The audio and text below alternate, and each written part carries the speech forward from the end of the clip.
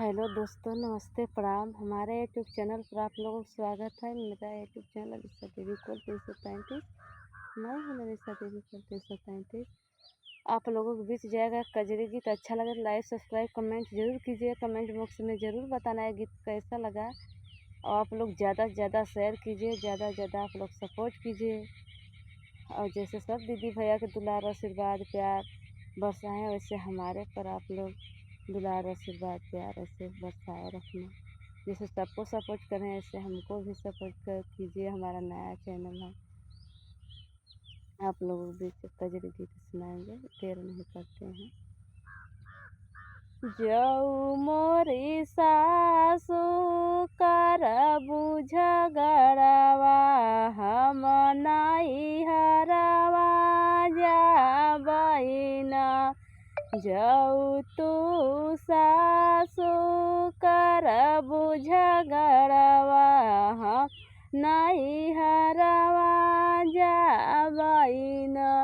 सोने के थाली में जेवना बनाए, सोने के थाली में जेवना बनाए।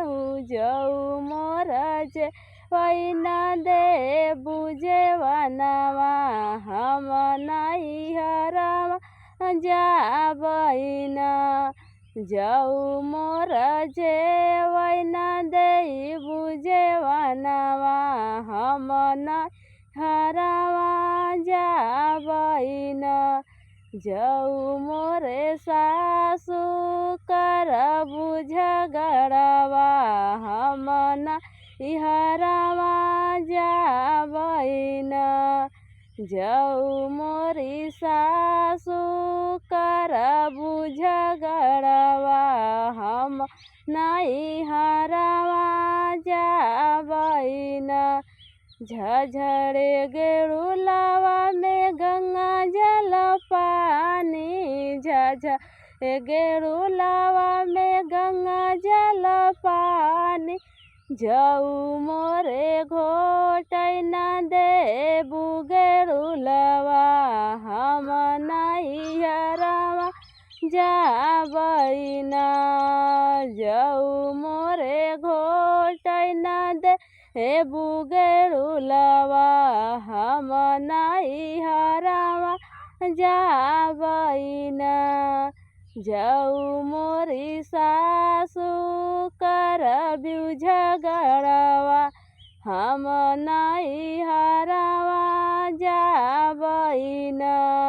जऊ मोरी सासू कर बुझ गड़वा, हम नहीं हरवा जाबैना।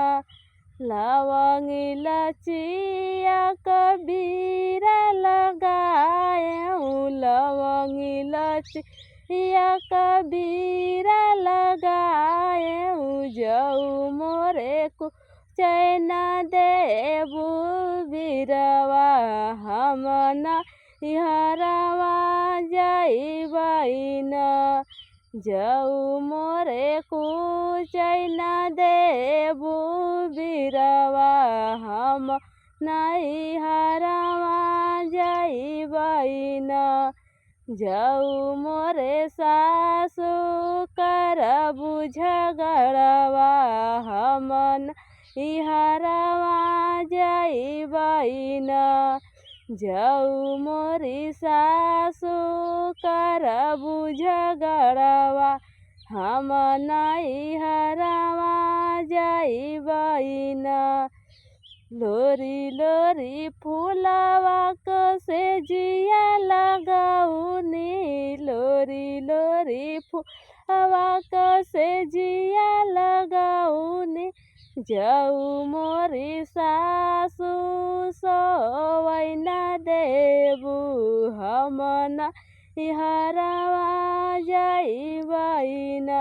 जऊ मोरी सासू से जिया न सोवै देबू, हम त जाबै नहीं हरवाना। जाऊ मोरी सासू कर बुझ गड़वा हम